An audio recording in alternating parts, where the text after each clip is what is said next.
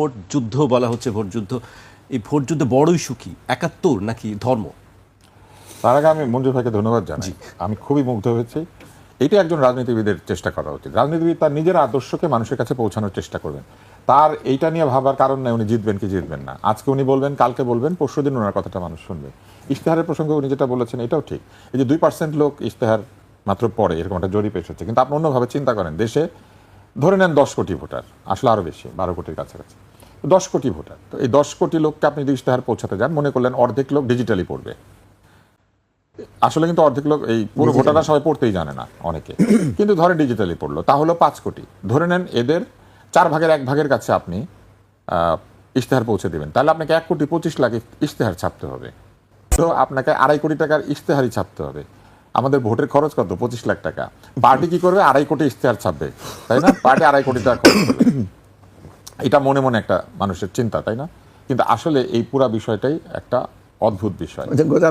এই যে আমি আমার কথাগুলি একটা লিফলেট দিয়ে মানুষের কাছে পৌঁছাবো, 2 টাকা করে ধরেন লিফলেটটার খরচ। 2 টাকার নিচে কোনো লিফলেট সম্ভব? আমি জানি না। না, এখন তো 5 টাকার নিচে 5 টাকার নিচে লিফলেট হয় না। তাহলে আপনি বলেন 4 লক্ষ ভোটারের জন্য প্রথম দিন 20 লাখ খরচ, বাকি 5 লাখ তো রিক্সা ভাড়া। উনি কি খরচ করবে? কোথায় খরচটা হবে? এই যে গোজামিল, এই গোজামিলের মধ্যে আমরা আছি। পরিবর্তন হয় না কেন তুষার ভাই? পরিবর্তন হয় না কারণ আমরা এত সংস্কারের কথা বলছি, এত কিছু পরিবর্তনের কথা বলছি, এইগুলো কি কেউ পরিবর্তনকে উৎসাহিত করতে হবে। পরিবর্তনকে উৎসাহিত না করলে তো ভাই পরিবর্তন হবে না। হ্যাঁ, আমি এক সময় অনলাইনে একটা ফানি শো করতাম আর কি, স্যাটায়ার করতাম আমার এক ছোট ভাইয়ের সাথে। তো ওইখানে আমি একটা শব্দ চালু করেছিলাম, শাকামাছি ঢাকাতুম। মানে শাকামাছি ঢাকাতুম মানে এটা হচ্ছে যে আপনি শাক দিয়ে মাছ ঢেকেছেন, শাক দিয়ে মাছ ঢেকেছে তুমি আর কি।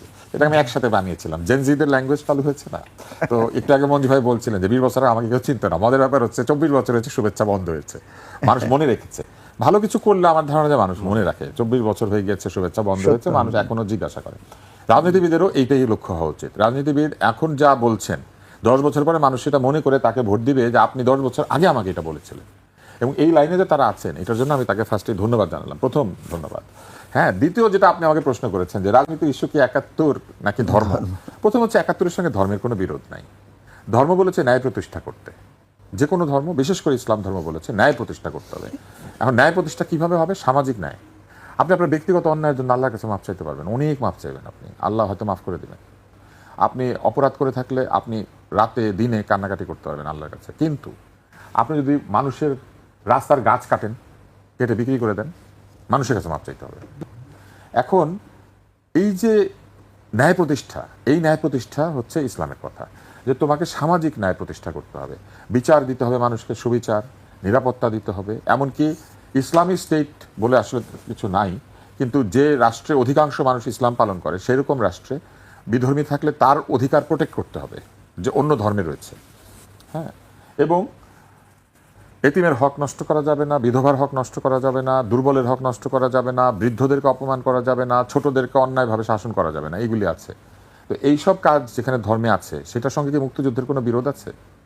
বৈষম্য দূর করার কথাই মুক্তিযুদ্ধ বলেছিল, ন্যায় প্রতিষ্ঠা করতে বলেছিল, যোগ্যতা অনুযায়ী মানুষকে মূল্যায়ন করতে বলেছিল। আমরা যেহেতু সংখ্যাগরিষ্ঠ, তাই সংখ্যাগরিষ্ঠের হিসাব করে সম্পদ ভাগাভাগি করার কথা বলেছিল। তাহলে সেখানে তো ধর্মের বিরুদ্ধে কিছু ছিল না। এবং ধর্মের বিরুদ্ধে কিছু থাকলে, দুই পক্ষ যারা যুদ্ধ করেছে অধিকাংশই তো মুসলিম, তাহলে তারা তো একে অন্যের বিরুদ্ধে যুদ্ধ করতো না। কিন্তু একটি রাষ্ট্রের শাসকেরা আরেকটি অংশের উপরে এমনভাবে ঝাঁপিয়ে পড়লো, পাকিস্তানি শাসকেরা তাদেরই দেশের একটি অংশের জনগণের উপর এমনভাবে ঝাঁপিয়ে পড়লো যে মনে হলো তারা যেন সম্পূর্ণভাবে একটি প্রতিপক্ষ, যেটা সম্পূর্ণভাবে ধর্মবিরোধী। এই কাজটি তারা করেছে, এবং যে কাজ করেছে যুদ্ধের মধ্যে সেটা আরও ধর্মবিরোধী। ফলে 71-এর সাথে ধর্মের কোনো বিরোধ নাই। তবে যেটি আমি বলবো, ধর্মের সঙ্গে ভোটের কোনো সম্পর্ক নাই। ভোট ভোটের জায়গায়, আর ধর্ম ধর্মের জায়গায়। আপনি যদি অন্য দেশে বসবাস করতেন, যেমন আপনি আমেরিকায় থাকেন, তো সেখানে তো আপনি ভোট দেন, মুসলিম হলেও আপনি ভোট দেন। সেই ভোটের যে গুনাহ কিংবা সেই ভোটের যে সোয়াব, সেটাকে আপনার ওইখানে পৌঁছায়? আপনি তো যাদেরকে ভোট দিচ্ছেন দুই পক্ষই অন্য দেশের লোক, অন্য সংস্কৃতির লোক, অন্য ধর্মের লোক, অন্য রাজনৈতিক বিশ্বাসের লোক, তাই না? ফলে ভোটের সঙ্গে ধর্ম বিশ্বাসের সম্পর্ক নাই। ভোটের সঙ্গে আমরা তো ওইটা নিয়ে ভোটের সঙ্গে ধর্ম যে আপনাকে ন্যায় প্রতিষ্ঠা করতে বলেছে সেটার একটা সম্পর্ক। আমরা তো এই সব রাজনৈতিক দলের বক্তব্য একই, প্রায় ধর্ম নিয়ে এবং মুক্তিযুদ্ধ বা 71 নিয়ে আমরা সবাই কথা বলছি। দ্বিতীয় হচ্ছে যে আপনি মনে করেন বাংলাদেশে ভোট দিচ্ছেন, বাংলাদেশে যখন ভোট দিচ্ছেন, একটি ধর্মভিত্তিক রাজনৈতিক দল অন্য ধর্মের মানুষকে নমিনেশন দিচ্ছে, ওনাকে ভোট দিলেও কি টিকিট পাওয়া যাবে? এটাও তো ওনাদেরকে ব্যাখ্যা করতে হবে। তারপরে আসেন, যদি আপনি এরকম ভোটের বিনিময়ে পরকালে কিছু পাওয়ার সুযোগ থাকে, তাহলে যে দেশে ভোট হয় না সেই দেশে যারা আছে তারা তাহলে এই সোয়াবটা পায় না। যেমন সৌদি আরবে যারা আছে ভোট হয় না, তারপরে কাতারে ভোট হয় না, তারপরে বাহরাইনে ভোট হয় না, তারপরে জর্ডানে ভোট হয় না। তাহলে তাদের সবটা তারা এত বড় সোয়াব হারাচ্ছে বসে বসে ভোট দিতে না পারার কারণে। ব্যাপারটা কিরকম না? এত সোয়াবের কাজ বন্ধ করে রেখেছে, ভোট দিতে দেয় না, তাই না? যেটা দিলে পরে বেঁচতে যাওয়া যায়। তো এই জিনিসগুলি হচ্ছে ধর্মকে ব্যবহার করে রাজনীতি। ফলে এরকম কথা যদি কেউ বলেন, আমাকে কেউ এসে বলে নাই, কিন্তু যদি কেউ শোনেন অথবা যদি কেউ বলেন, অবশ্যই নিজেকে প্রশ্ন করতে হবে যে সত্য কথা বলছেন কিনা, এবং যে এই কথাগুলি বলছে, যে শুনছে, সে আসলে সঠিক কথা শুনছে কিনা। আরও একটি বিষয় রয়েছে, ধর্মকে যদি আপনি রাজনীতির সঙ্গে সম্পৃক্ত করেন, তাহলে কিছু কিছু সমস্যাও দেখা দিতে পারে। যেমন ধরেন, আমরা একটা সংবিধান অনুযায়ী রাষ্ট্র চালাই, সেখানে অনেক আইন আছে এবং অনেক পেনাল কোড আছে, অনেক ধরনের ব্যাখ্যা আছে আইনের, যে ব্যাখ্যাগুলি তৈরি করে গিয়েছেন ব্রিটিশেরা।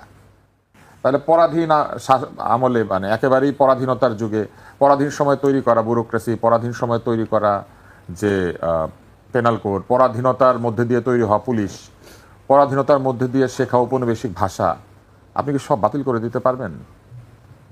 পারবেন না। আন্তর্জাতিকতার সাথে যদি আমাদেরকে থাকতে হয়, তাহলে আমাদেরকে চিন্তা করতে হবে, আমাদের বিশ্বাসের জন্য আমরা অবশ্যই কাজ করব, আমাদের ধর্মবিশ্বাসকে আমরা অবশ্যই পালন করব, যে যতটুকু পারি, যেভাবে পারি। তবে এর জবাবদিহি আমরা অবশ্যই আল্লাহ তাআলার কাছে করব। আল্লাহ তাআলা আমাদেরকে বিচার করার কথা বলেছেন, এবং আমাদের যে ইমানের বিভিন্ন অঙ্গগুলি বলা আছে, সেখানে বলা আছে যে আমাকে আল্লাহর উপরে বিশ্বাস করতে হবে, রাসূল সাল্লাল্লাহু আলাইহি ওয়াসাল্লামের যে বিষয় সেটা বিশ্বাস করতে হবে, খাতামান নবীন বিশ্বাস করতে হবে, আমাদেরকে ফেরেশতাগণের উপর বিশ্বাস করতে হবে, আমাদেরকে ঐশী কিতাব যেগুলো আল্লাহ তাআলা পাঠিয়েছেন সেটার উপর বিশ্বাস করতে হবে, আমাদেরকে তাকদীরের উপর বিশ্বাস করতে হবে, এবং আমাদেরকে মৃত্যুর পরে যে আমরা আবার বিচারের জন্য পুনরুত্থিত হব, যে বিষয়গুলোকে সেটা বিশ্বাস করতে হবে। এবং এই যে আপনি বিচারের জন্য পুনরুত্থিত হবেন, সেই বিচার আচার যদি পৃথিবীতে সব হয়ে যায়, তাহলে ওইখানে কি বিচার হবে? অতএব এই যে কথাগুলি কিছু লোক বলেন, ধর্মকে নিজের মতো করে বলেন, আমি শুধু বলবো যে ধর্মকে অনুধাবন করার চেষ্টা করাটা সবচেয়ে জরুরি। বিশ্বাসের জন্য আত্মোপলব্ধি খুবই জরুরি। বিশ্বাস